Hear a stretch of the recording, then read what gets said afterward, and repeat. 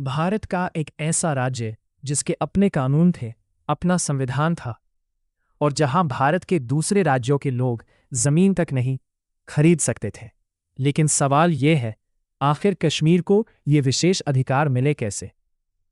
क्या इसके पीछे कोई राजनीतिक समझौता था या फिर 1947 की एक ऐसी घटना जिसने भारत का इतिहास हमेशा के लिए बदल दिया?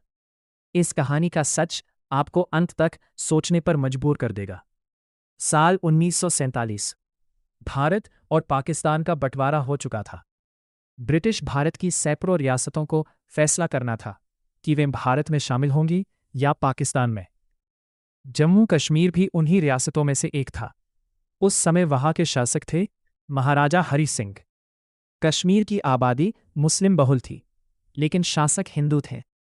महाराजा हरि सिंह तुरंत किसी भी देश में शामिल नहीं होना चाहते थे। वे चाहते थे कि कश्मीर एक स्वतंत्र रियासत बना रहे। लेकिन अक्टूबर 1947 में सब कुछ बदल गया। पाकिस्तान की तरफ से आए कबायली लड़ाकों ने कश्मीर पर आराम कर दिया। गांव जलने लगे, लोग अपने घर छोड़कर भागने लगे और हमलावर तेजी से श्रीनगर की ओर बढ़ रहे थे। स्थिति बेहद गंभीर हो चुकी थी।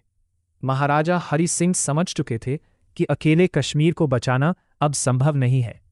उन्होंने भारत से सैन्य सहायता मांगी, लेकिन भारत ने एक शर्त रखी, पहले भारत में विलय, फिर सैन्य सहायता। 26 अक्टूबर 1947, इतिहास का एक निर्णायक दिन। महाराजा हरि सिंह ने इंस्ट्रूमेंट ऑफ एक्सेशन पर हस्ताक्षर कर दिए और जम्मू कश्मीर आधिकारिक रूप से भारत का हिस्सा बन गया। इसके तुरंत बाद भारतीय सेना कश्मीर पहुंची और युद्ध शुरू हो गया। लेकिन कश्मीर की परिस्थितियां बाकी राज्यों से अलग थी।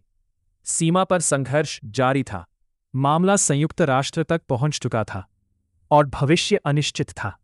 इन्हीं विशेष परिस्थितियों को देखते हुए भारतीय संविधान में एक विशेष प्रावधान जोड़ा गया, धारा 370, जिसके तहत जम्मू कश्मीर को विशेष संवैधानिक दर्जा दिया गया।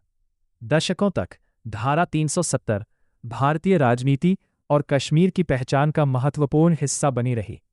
फिर 5 अगस्त 2019 को भारत सरकार ने इसे हटा दिया। लेकिन आज भी जब कश्मीर की बात होती है तो एक सवाल जरूर उठता है, अगर 1947 में वो हमला नहीं हुआ होता तो क्या इतिहास कुछ और होता? कश्मीर की कहानी सिर्फ एक राज्य की कहानी नहीं है, ये उन फैसलों की कहानी है जिन्होंने पूरे उपमहाद्वीप का भविष्य बदल दिया।